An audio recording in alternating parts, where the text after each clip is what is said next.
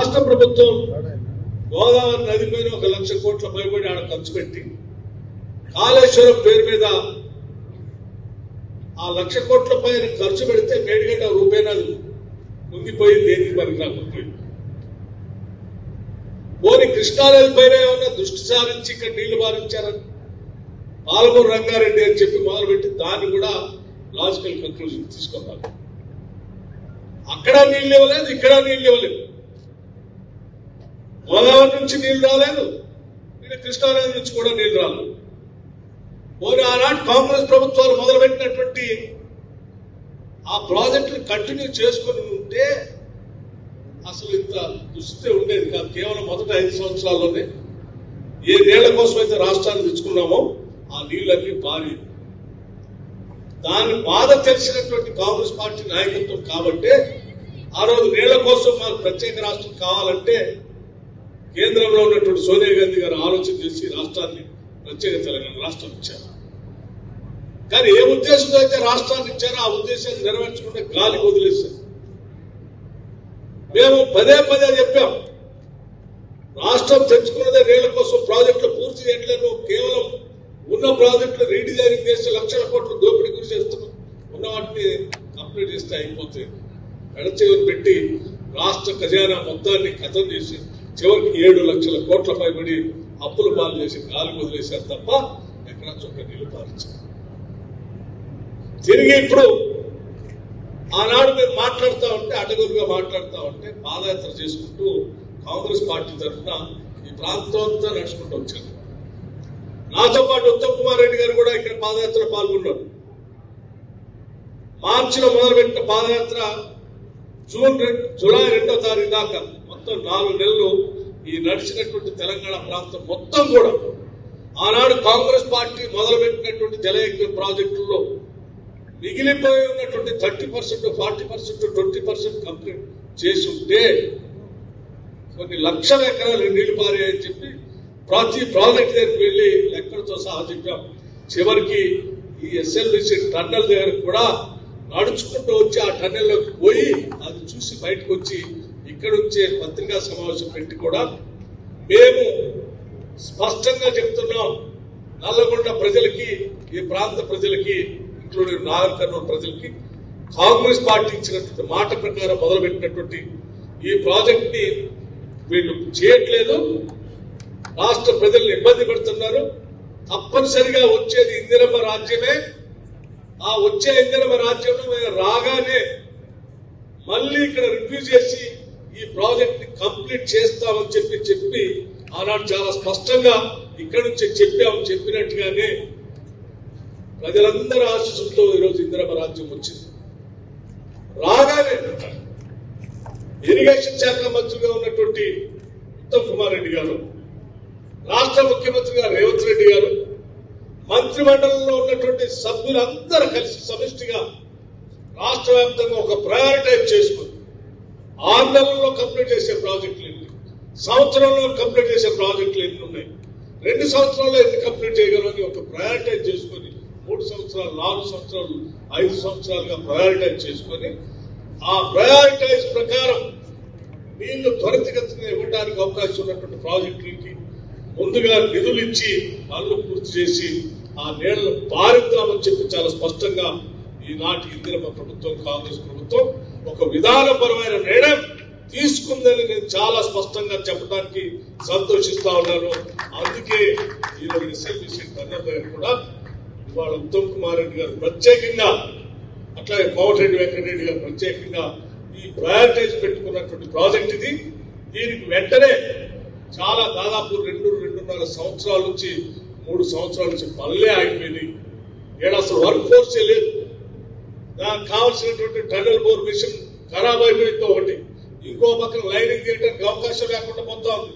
కాబట్టి దీన్ని వెంటనే చేపడదామని చెప్పి వారు ప్రయారిటైజ్ చేసుకుని పనులు మొదలు పెట్టించడానికి టన్నెల్ బోర్ మిషన్ కోసం, ఆ బేరింగ్ కోసం అమెరికా పంపించారు ఒక మంత్రి గారిని, వెంకటరెడ్డి గారిని. ఇక్కడ కావాల్సిన నిధులు ఏం కావాలో చెప్పి ఉత్తమ్ కుమార్ రెడ్డి గారు ప్రత్యేకంగా ఆ నిధులు ఫైనాన్స్ డిపార్ట్మెంట్ పంపించి 42 కోట్ల రూపాయలు వెంటనే రిలీజ్ చేపించి పనులు మొదలు పెట్టించే కార్యక్రమం. కేవలం 42 కోట్లతోనే పని మొదలు పెట్టి వదిలేస్తామని ఆలోచన లేకుండా అంటే ఇక్కడ పిలిపించి రివ్యూ కూడా మొదలుపెట్టారు. ఈ రివ్యూలో మొదలుపెట్టి ఏం చూపించారు?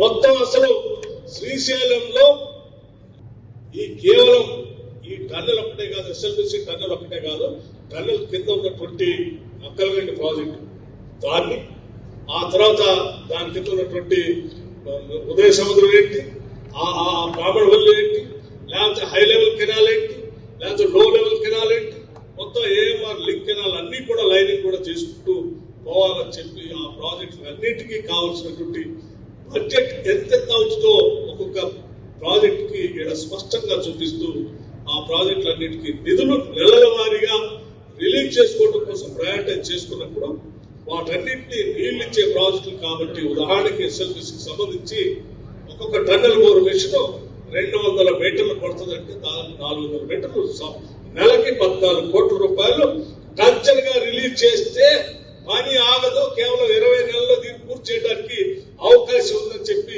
జేపీ గ్రూప్ గారు వాళ్ళు ముఖ్యమంత్రి ఉత్తమ్ కుమార్ రెడ్డి గారు లెక్క చెప్తే ఫైనాన్స్ శాఖ మంత్రి ఈ కాంగ్రెస్ ప్రభుత్వం చాలా స్పష్టంగా ఇక్కడి నుంచి చెప్పడం జరిగింది. తప్పనిసరిగా మీరు నెల 14 కోట్లు కాదు, 200 మీటర్లు కాదు, ఇంకా ఎక్కువ 300 మీటర్లు చేసిన ఆ బిల్లులు కూడా నెల ఇవ్వడానికి ఆర్థిక శాఖ సిద్ధంగా ఉంది. ఎందుకంటే ఎంత తొందరగా పూర్తి చేస్తే అంత మంచిదని అనుకోవచ్చు. అది చేయాల్సిన పని జేపీ గ్రూప్ వాళ్ళతో చేయించాల్సిన పని మీ ఇరిగేషన్ శాఖ. అది మీరు వెంటబడి వారానికి ఒకసారి క్యాలెండర్ ఫిక్స్ చేసుకొని పని చేసుకుంటూ ఆ వారాలు క్యాలెండర్లో అది అయిందా లేదనేది నెక్స్ట్ వీక్ లో ఏం చేయాలి, అట్లా మీరు 2 సంవత్సరాలకి క్యాలెండర్ ఫిక్స్ చేసుకుంటే తప్ప దీన్ని మనం టార్గెటెడ్ గా పూర్తి చేయలేదు. కాబట్టి ఆ రకంగా చేయాలని చెప్పి నేను మీ అందరికీ హృదయపూర్వకంగా విజ్ఞప్తి చేస్తున్నాను. అట్లాగే డిండిల్ ఇంటిగ్రేషన్ సంబంధించి చెప్పాను, దానికి సంబంధించి కూడా ఆ డిండిల్ ఇంటిగ్రేషన్ సంబంధించి కూడా క్లియర్ చేయడానికి సిద్ధంగా ఉంది. అట్లాగే మిగతా ఆ భువనగిరి నియోజకవర్గంలో ఉన్న మూసీ పరివాహక ప్రాంతంలో ఉన్నటువంటి కెనాల్స్ ని పూర్తి చేసుకుంటే దాదాపు గ్రావిటీ ద్వారా మారేటువంటి కాలువలు ఎవరిని కూడా చేయాలన్నా తప్పనిసరిగా వాటికి కూడా ఈ రివ్యూ మీటింగ్ లో ఇరిగేషన్ శాఖ వారు ప్రయారిటైజ్ పెట్టుకున్నారు కాబట్టి దాన్ని కూడా క్లియర్ చేయడానికి ఇబ్బంది లేదు. Achampet lift irrigation already sanction అయి అడ్మినిస్ట్రేటివ్ శాంక్షన్ అయి ఉంది, దానికి కావాల్సినటువంటి భూమి పూజ చేయడానికి రావాలని చెప్పి ఇక్కడ ఉన్నటువంటి శాసనసభ్యులు వంశీకృష్ణ గారు మన ఉత్తమ్ కుమార్ రెడ్డి గారు అడిగారు, వారు కూడా వెంటనే దానికి అంగీకారం తెలిపారు.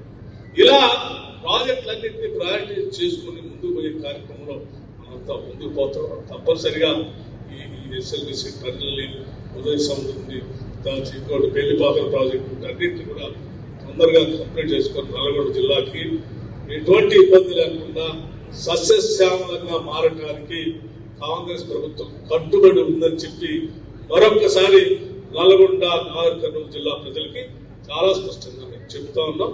ఎక్కడ ఒక అడుగు కూడా వెనక్కి ఆడిగేశారు. అదే చెప్పాను, మూసి చెప్పేసి. సో నేను చెప్పేదల్లా ఒకటే, మేము ప్రయారిటైజ్ చేసుకున్న ప్రాజెక్టుని పూర్తి స్థాయిలో క్యాలెండర్ పెట్టుకుని పూర్తి చేస్తాం. కోమటిరెడ్డి వెంకటరెడ్డి గారు మా ఊళ్ళో ఉన్నటువంటి బ్రాహ్మణ వాళ్ళు కూడా కంప్లీట్ చేయాల్సిందే, నీళ్లు పారాల్సిందే.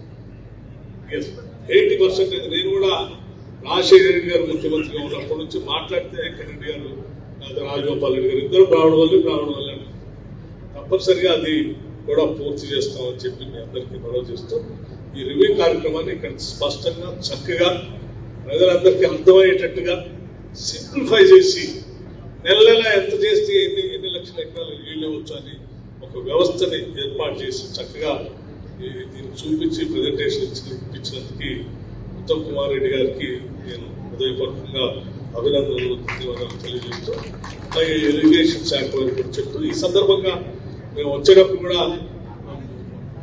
రాష్ట్ర వ్యాప్తంగా ఉన్నటువంటి ప్రాజెక్టులన్నింటినీ తీసుకుని ఈ రకంగానే ముందుకు పోతామని చెప్పొచ్చాం.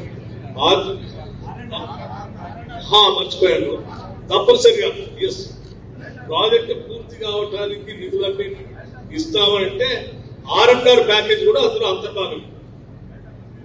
R&R ప్యాకేజ్ లేకుండా ఇక్కడ ఉన్నటువంటి నక్కలగంటి ఆ చెరువులో కానీ, లేకపోతే కింద కానీ, లేకపోతే పైన ఇంకో దగ్గర కానీ, లంబాడి తండాలు కొన్ని అన్ని R&R ప్యాకేజీలు కూడా ప్రైవేటైజ్ పెట్టుకున్నాం.